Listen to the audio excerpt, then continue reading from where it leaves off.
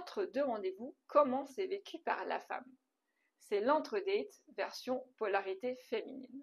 Je suis Cindy, vous me retrouvez sur YouTube et également sur le site internet evol-love.com.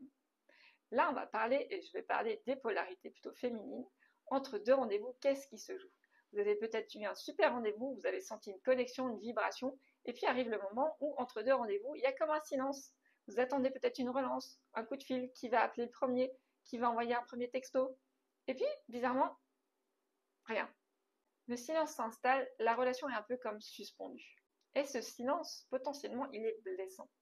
Pour souvent la polarité féminine, cette absence, ça va créer un feu, un désir, un manque, surtout si la première connexion était intense. Ça vous a imprimé quelque chose. Il y a un message, une empreinte émotionnelle qui est restée. Et vous vibrez déjà la connexion en continu. Donc même en l'absence de connexion à l'autre et de lien avec l'autre en présence. Et c'est pas finalement cette absence et cette distance de l'autre qui va être blessée. C'est souvent aussi qu'elle a envie de se connecter, elle va réfréner ses propres pulsions. Et on va le voir dans cette vidéo. Le point numéro 1, elle ne veut pas courir après, mais elle en crève d'envie.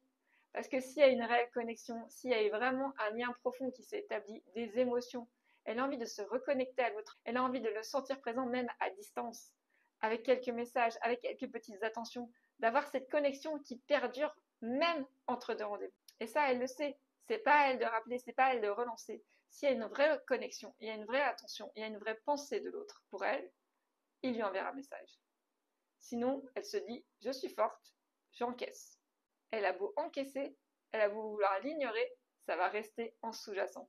Parce que le système interne féminin va fonctionner de façon continue en multitâche par couche, comme on l'a vu dans la première vidéo, et de façon sous-jacente dans le système, il va y avoir cette empreinte qui sera toujours présente. Et on a beau vouloir l'ignorer, l'enterrer, l'annihiler, souvent elle est quand même imprimée à l'intérieur de notre cerveau émotionnel.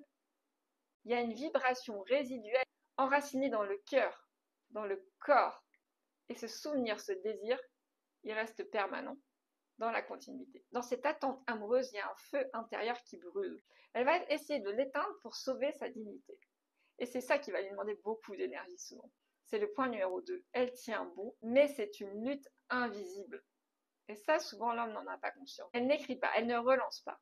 Mais en fait, ce calme apparent, qui semble si simple pour un homme, c'est un effort permanent. Chaque heure, chaque instant qui passe est une négociation avec soi-même. Parce qu'elle veut être cette femme qui a laissé une empreinte, qu'on n'oublie pas, qu'on va rappeler, sans avoir à supplier ni quémander l'attention. Parce que ce serait donner son pouvoir dans les mains de l'autre. Et il est hors de question qu'elle se soumette au pouvoir de l'autre. Donc le point numéro 3, c'est qu'elle mérite mieux que l'absence affective. Et elle le sait. Elle ne veut pas qu'il revienne juste par politesse. Elle veut qu'il ressente l'importance de cette connexion. Elle veut qu'il reconnaisse son feu intérieur. Elle veut être reconnue et choisie. Elle veut avoir capté l'attention de la personne en face. Elle n'a pas besoin de vibrer le manque, elle a besoin de vibrer le désir. Et vous voyez que la nuance entre les deux, elle n'est pas si évidente que ça. Entre les deux rendez-vous, la personne nous manque, la connexion nous manque, le texto, le message, l'appel, l'attention manque. Mais en fait, ce manque, il nourrit quoi? Il déclare un besoin de désir de connexion.